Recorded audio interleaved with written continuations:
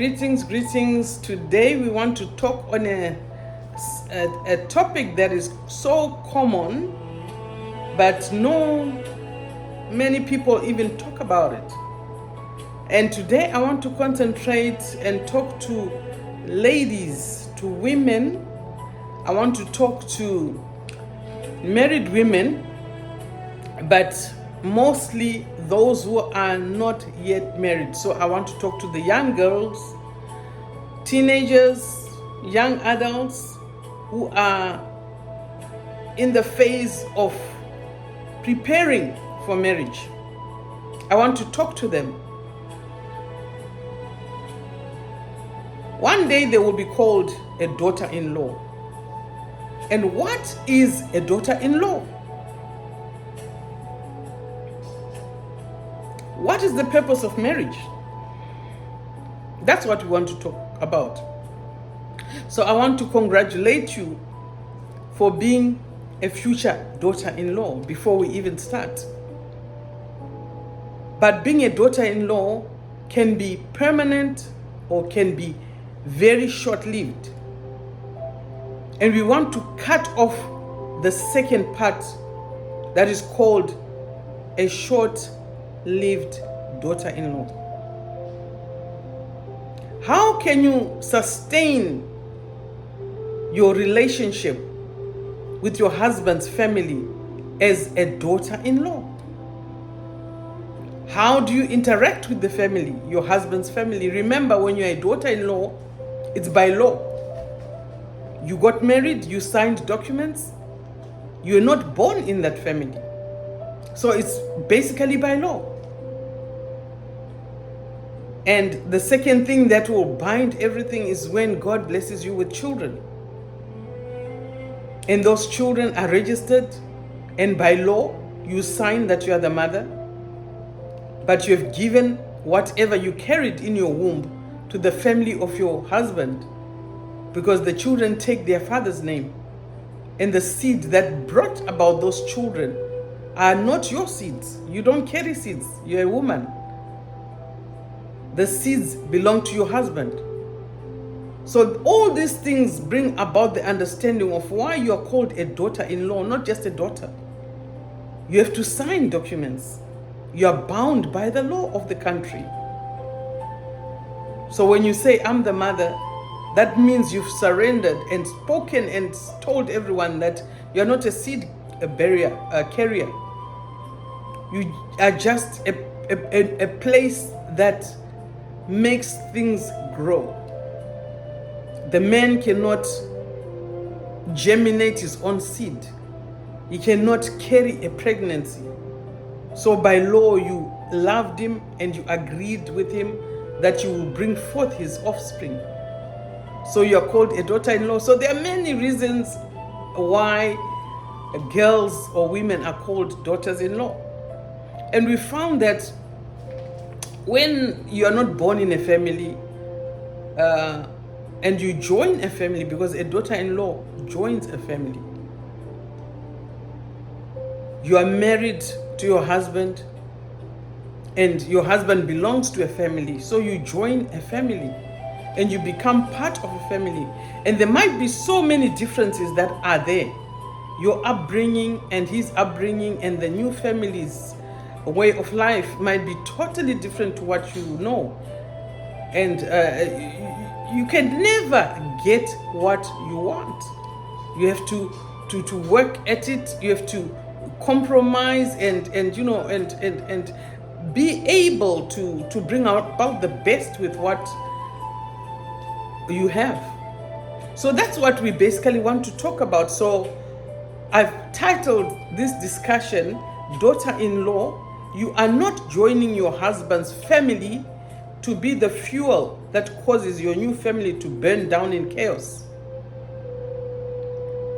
You are supposed to be the peacemaker, and evidence should show how better things have become since you became part of that family.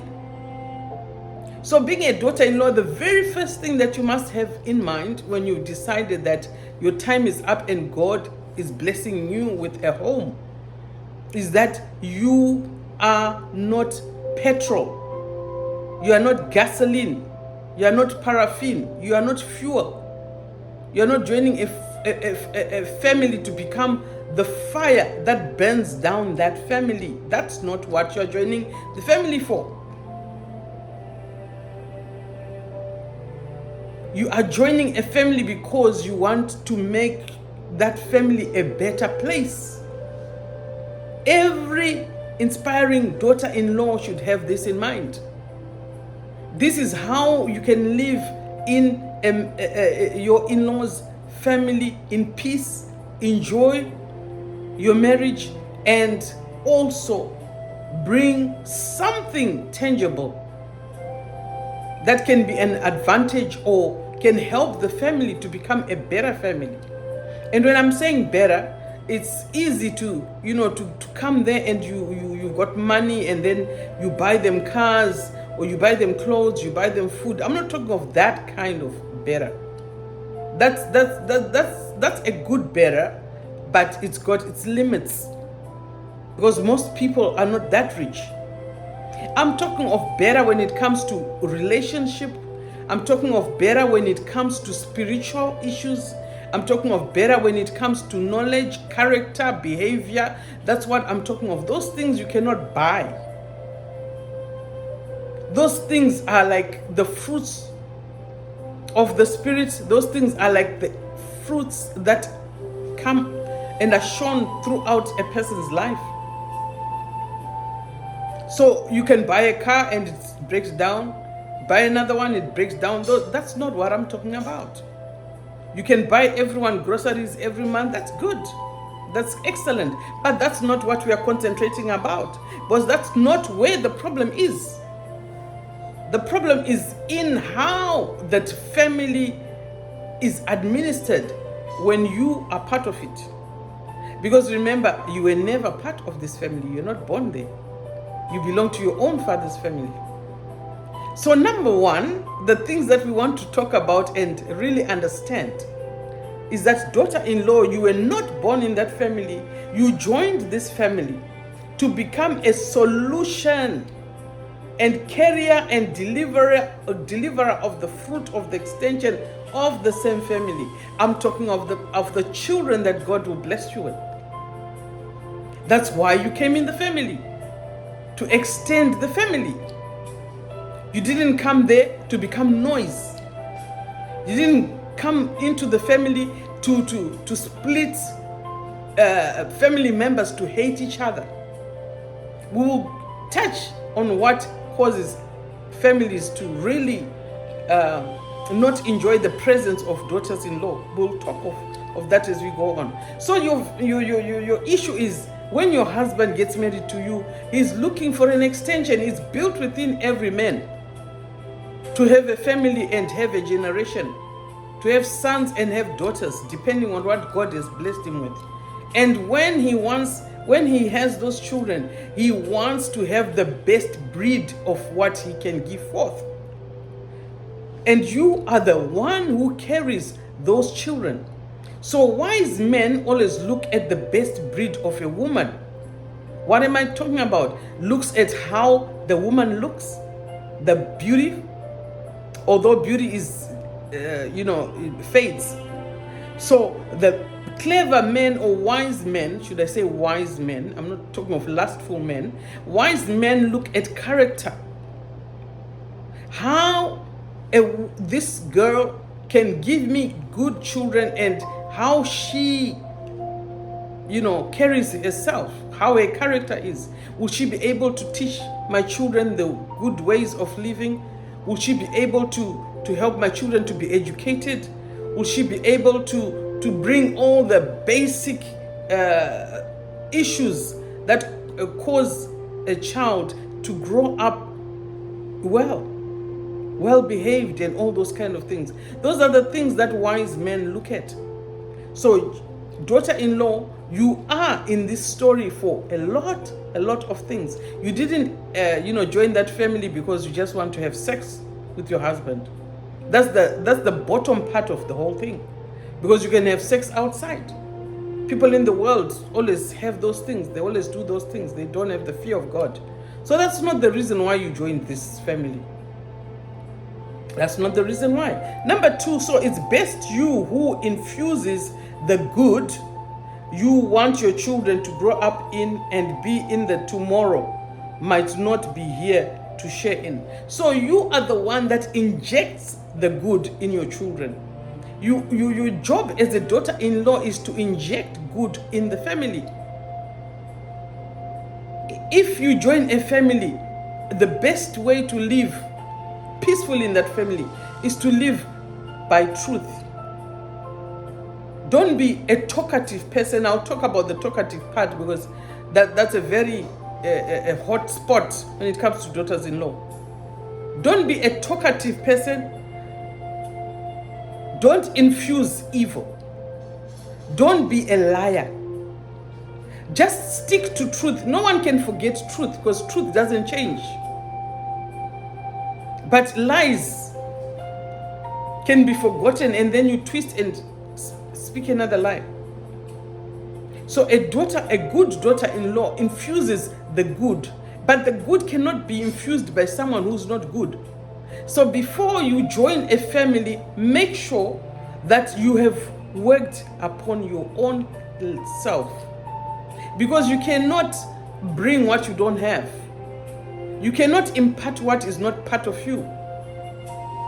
Daughter-in-law,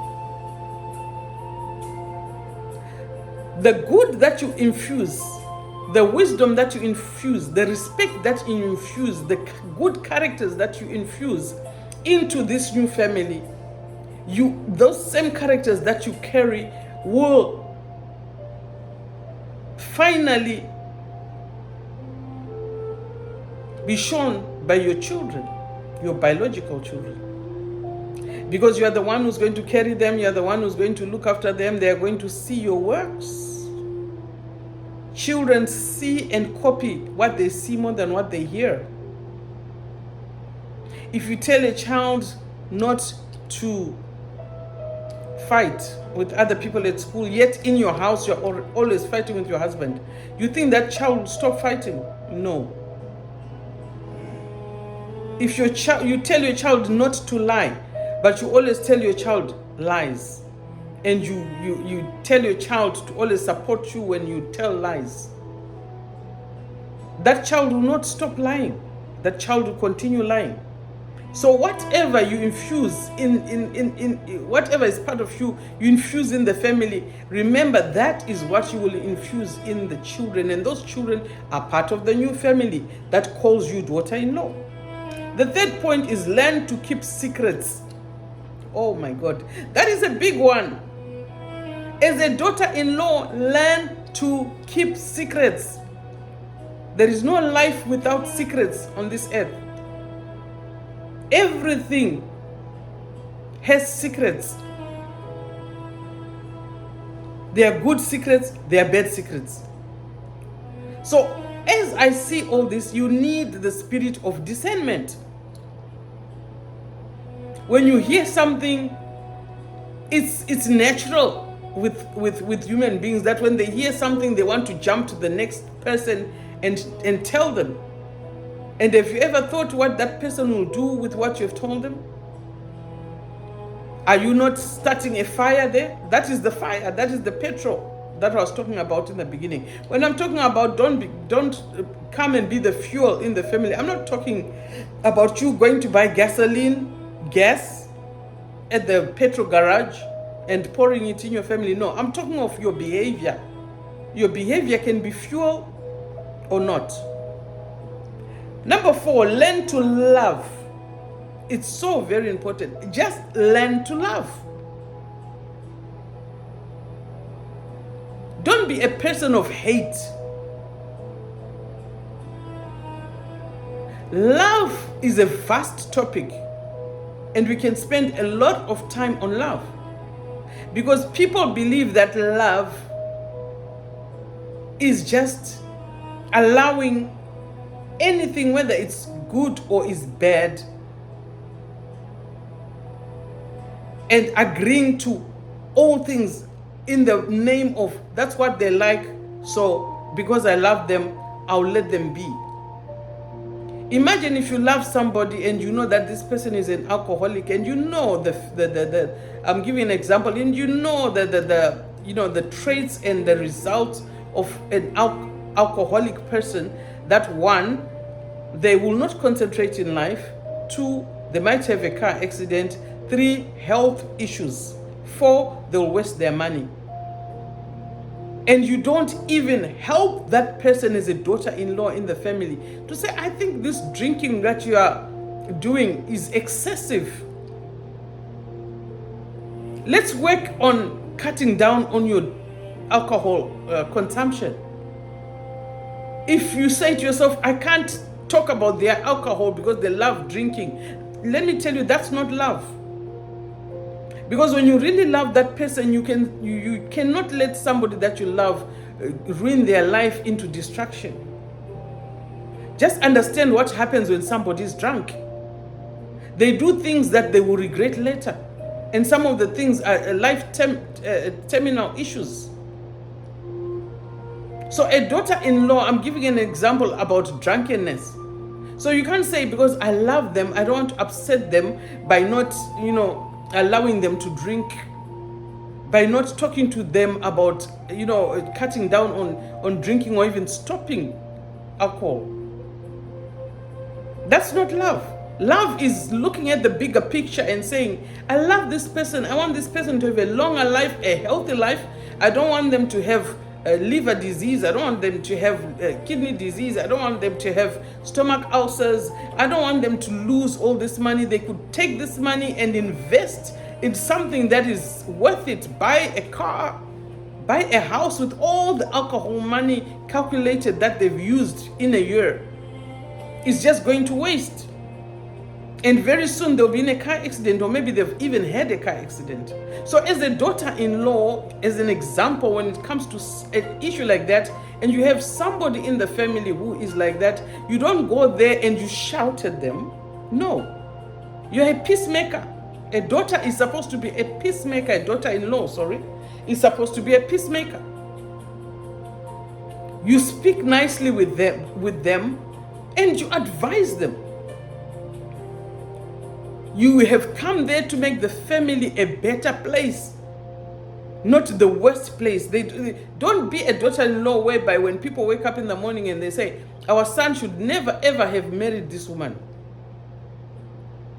Let them say, we are blessed to have this woman in our family. He had a good choice. That's what a daughter-in-law is supposed to be all about. So love is broad. The love of the world is different from real agape love. Love preserves somebody. Love is an extension. If you've got a family and you visit them, bring some gifts for them.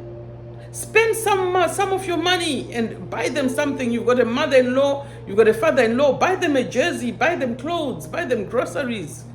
Surprise them if you've got enough money, buy them a car. Surprise them if you're very rich, buy them a house.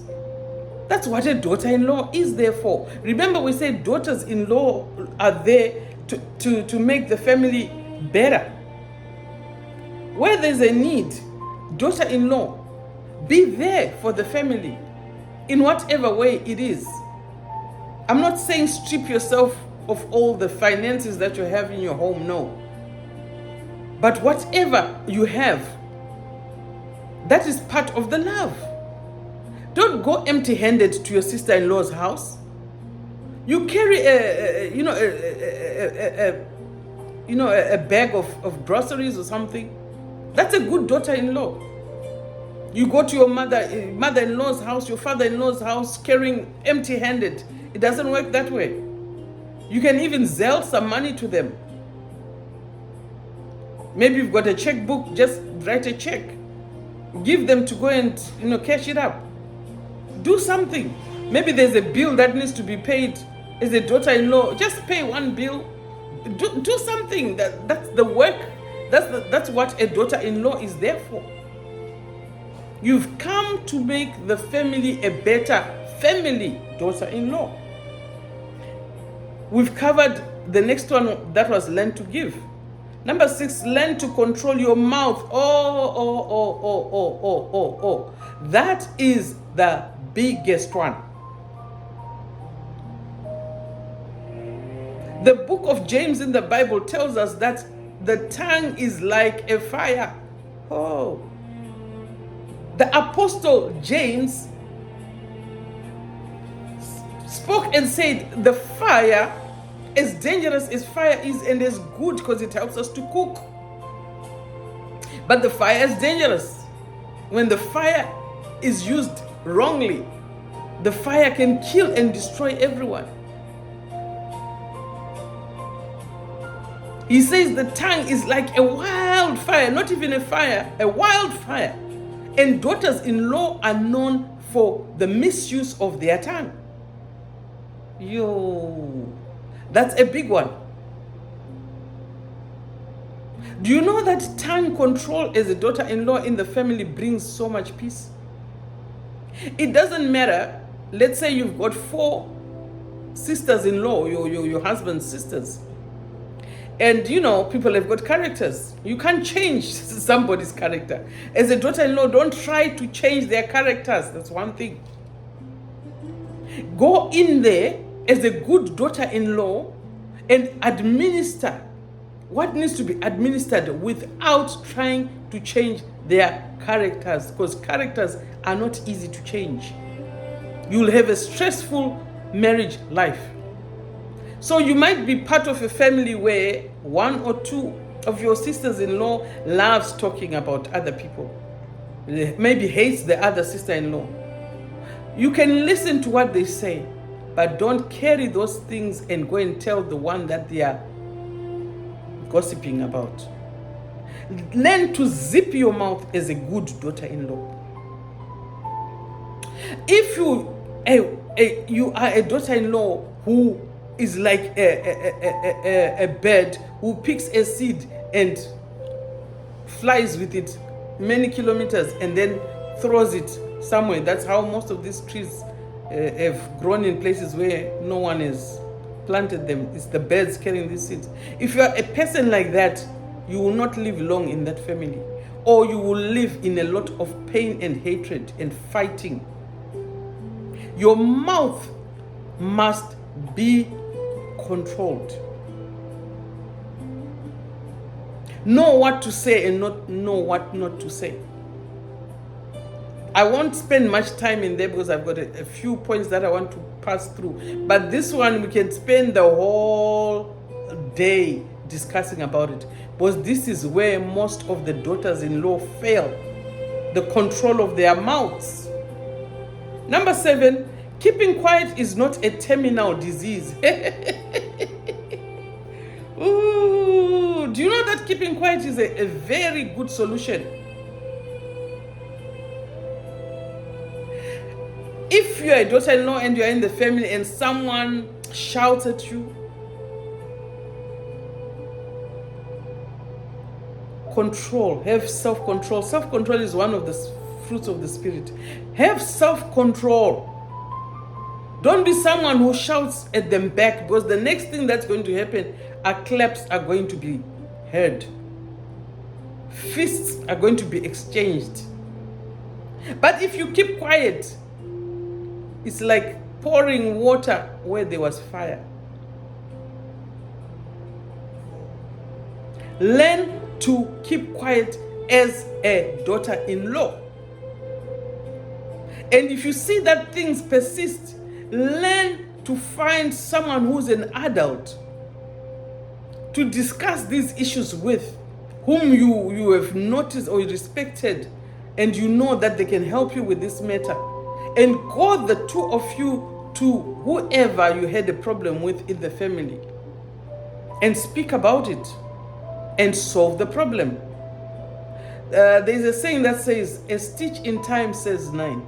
Meaning, if your dress seam, the stitching comes off, and you say, oh, it's only 2 stitches. Oh, I will stitch it later. Let me just wear it and go to town. By the time you come back from town, the stitches will end up being 10 stitches that are now off. And you'll be embarrassed because you'll have a hole in your dress. or in your trousers. But if you had seen the 2 stitches that were missing on your seam before you went to town, and you took thread and you sewed that seam and closed it up, you would not have been embarrassed in town when the seam is opening and people are looking at you like you're a mad person. The panties are showing and everything. So this is exactly what I'm saying. When you've got an issue with somebody in the family, daughter-in-law, when you find that it's an uncomfortable issue and you cannot handle it on your own because you've decided to keep quiet so that there'll be no fighting, go to a respected somebody, especially somebody within your family or your husband's family, and discuss this issue. Sit down, discuss this issue. So when you discuss this issue and solve this issue, there won't be more issues that will accumulate from that source. That's what I'm trying to say. So keeping quiet is not a terminal disease. It's a strong medicine and a great solution for family unity. Daughter-in-law. Remember, I'm talking to daughters-in-law who are already daughters-in-law and those who are going to be daughters-in-law. And I've congratulated you. Congratulations, future daughter-in-law. Number 8 point. Long suffering is a divine virtue. A gift of the Holy Spirit, not a gift of the evil spirit. Long suffering. Life is not microwavable, should I say. There's no word like that, but what I'm trying to say is life is not just easy. That's why we've got a thing called long suffering. Because this earth, even Jesus said, take heart, in the world you will suffer, but I'll give you peace. So long suffering, that means you can be having a situation in your husband's family. Don't just stand up one day and say, oh, I've had enough of this family, I'm fed up, I'm packing my bags, I'm going because your brother-in-law is a problem. No. Learn to have long suffering.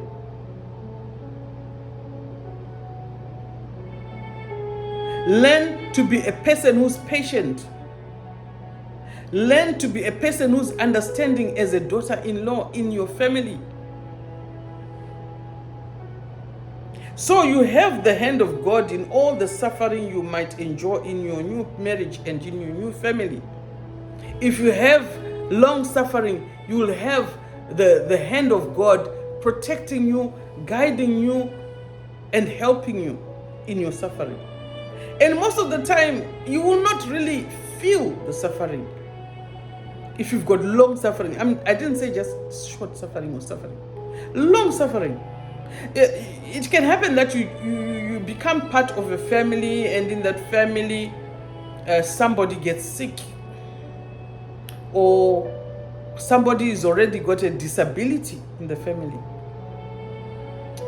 Daughter-in-law, don't be somebody who says, I cannot help in any way, or I will ignore that person who's got a disability. Love those who've got a disability. Let those people who've got a disability even sit closer to you when you're in a family gathering. That's what you came there for. You're a daughter-in-law. You've come to make things better for them. They had a disability in their family, somebody who's maybe physically disabled or mentally retarded. You don't just walk out or avoid those people because you don't just have time for such people. No, daughter-in-law. You have not joined a family that is perfect. There's no family called perfect family on this earth, by the way. Before you become a daughter-in-law, understand there is nothing called a perfect family. There are issues in each and every family. There are naughty people in families. There are stupid people in families. There are wise people in families. There are intelligent people in families. There are dull people in families. They are useless people in families. They are hard-working people in families. They are business people in families. They are beggars in families. And you cannot have the one part in every family. They will all be different. My God. A good daughter-in-law will be known by the love that they show somebody who is disabled in that family. When you get there, that person will run for you because you've shown real love and affection for somebody who has a disability in that family. But most of the daughters-in-law will say, I want to avoid that disabled person. I don't want to see them. I don't want to talk to them. I don't want to have time with them. No. You came to make the family a better place. Make that disabled person better. If you can pray for them, the better. If there's no restoration of that health, you are there to be a friend to that family member who's disabled. That is a good daughter-in-law. My God, my God, my God, my God. Daughter-in-law, you are not supposed to be a weapon of destruction in your husband's family. Yo! Most daughter-in-laws are nuclear weapons. Oh my God. Your husband did not marry a nuclear weapon. Do you know that we women, let's talk privately on our own now. Let's talk privately. The men are not listening. We women, we've got a habit, a very, very bad habit. When we are still, dating with our boyfriends and hoping for them to propose to us in marriage, we behave ourselves. We act all nice, all sweet. We talk nicely. Hey? We buy presents. Hey? We are the best angels from above on earth. We are sweet. But wait, the day that we get married and enter into that family, that husband will know that he made the biggest mistake on earth. Women, we know how to change like a chameleon. Overnight, our true colors show. Do you know that being a daughter-in-law, your true colors will show? Your true colors will be pulled out of your being. Hey.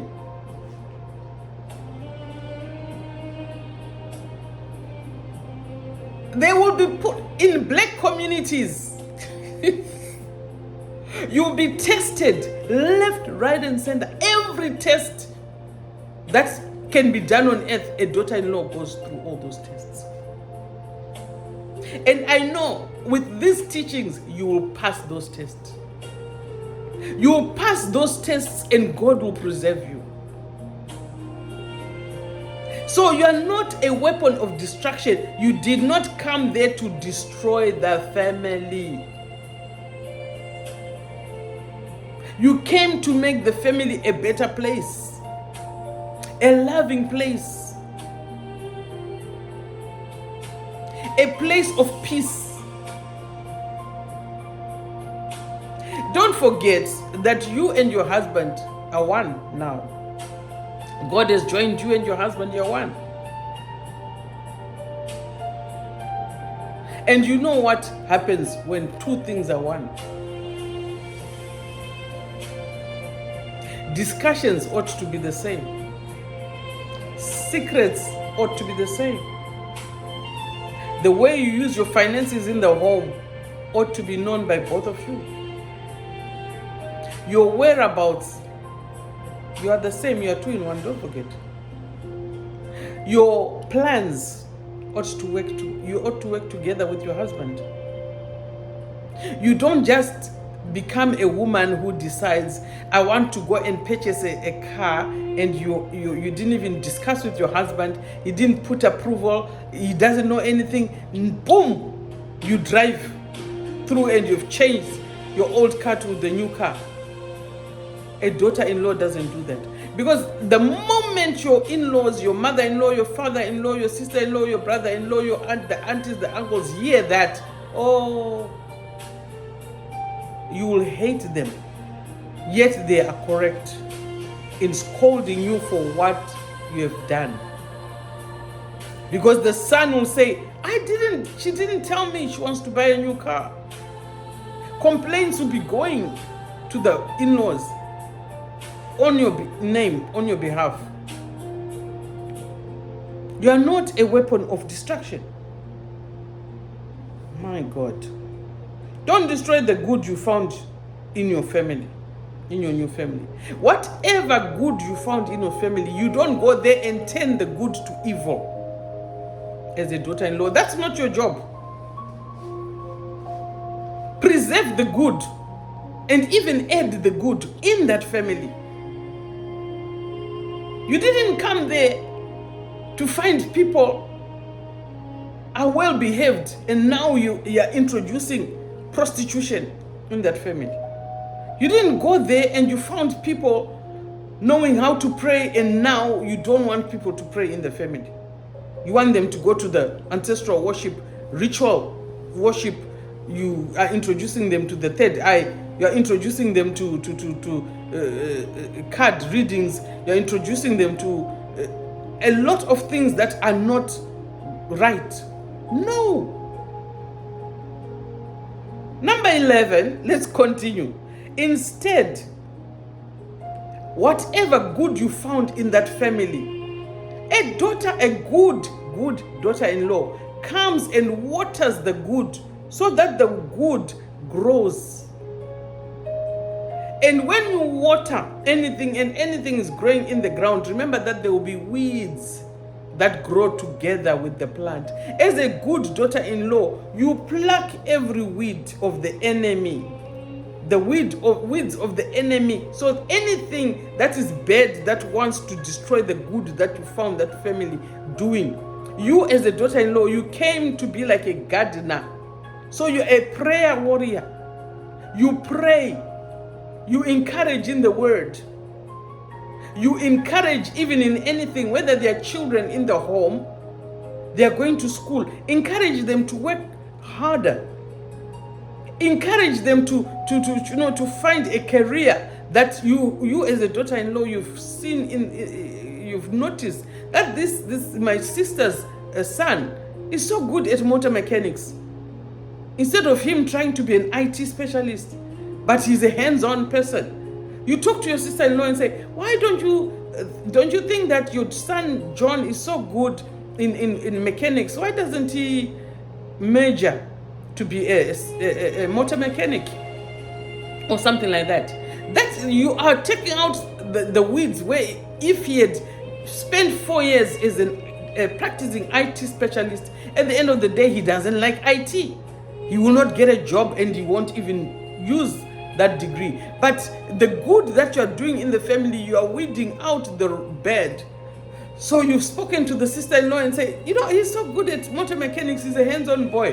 Why don't you think you should go to university and major in motor mechanics and be a motor mechanic engineer or something like that? You're watering and weeding out whatever would have destroyed John's life, your sister's son's life. That's what a good daughter-in-law does. Weeds are never invited, remember. So these are things that just happen in families. They will also happen in your new family, your in-laws' family. Things will happen that none of you expected. Nor are they desired by anyone. Weeds are not desired by anyone. And yet they mysteriously appear amongst your growing food. Weeds are like that.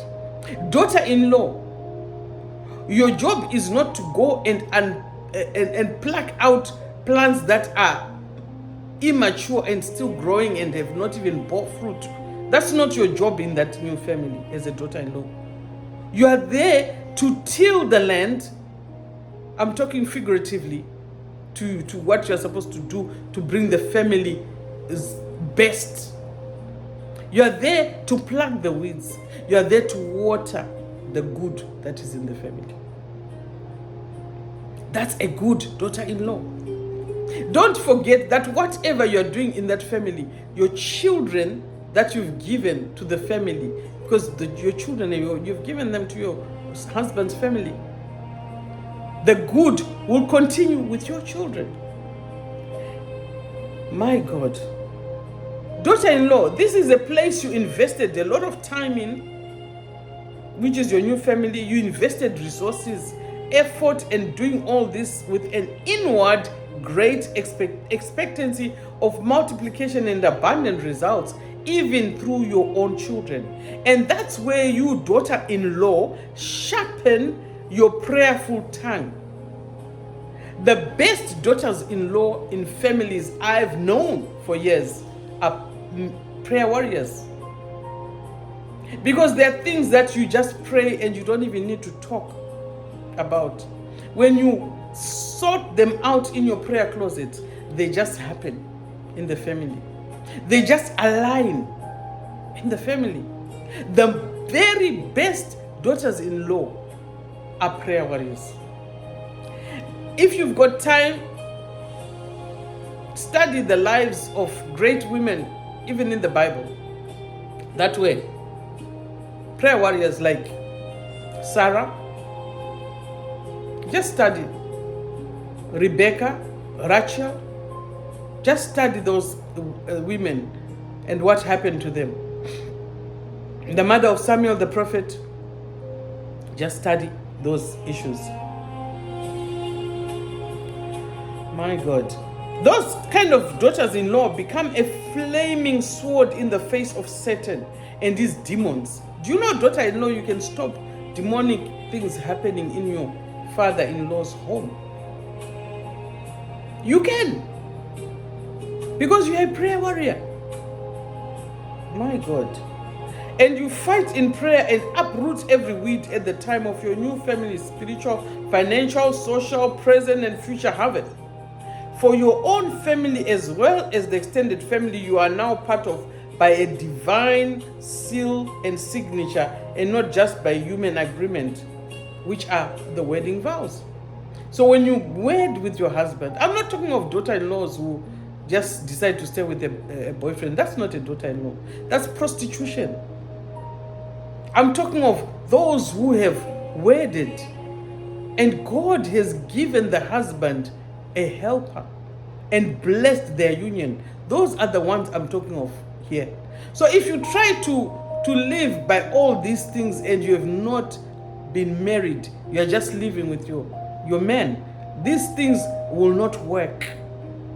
They will collapse because the foundation of everything is very important.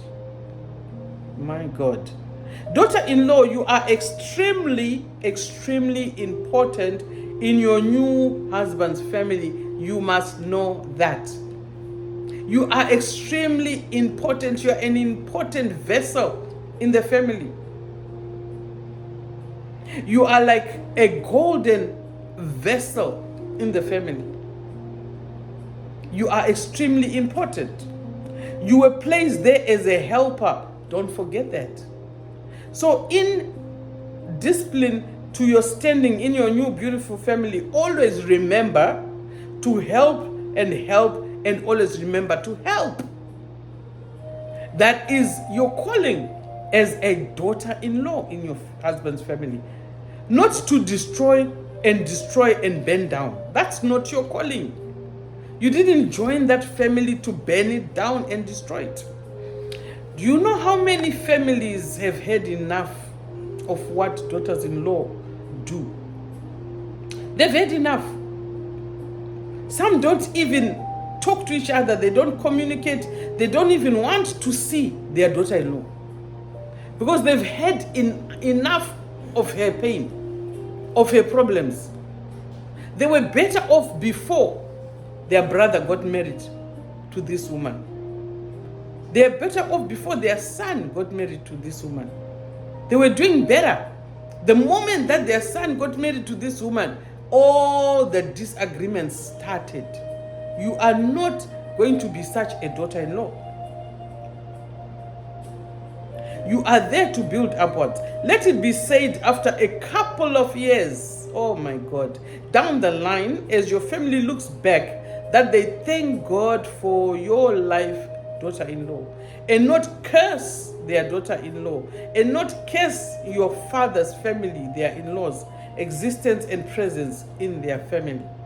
At the end of your allotted days on earth and allotted time in marriage, may they stand in awe and in thankfulness and give Jesus Christ the praise for choosing your soul, for choosing your spirit and your body to be part of their family.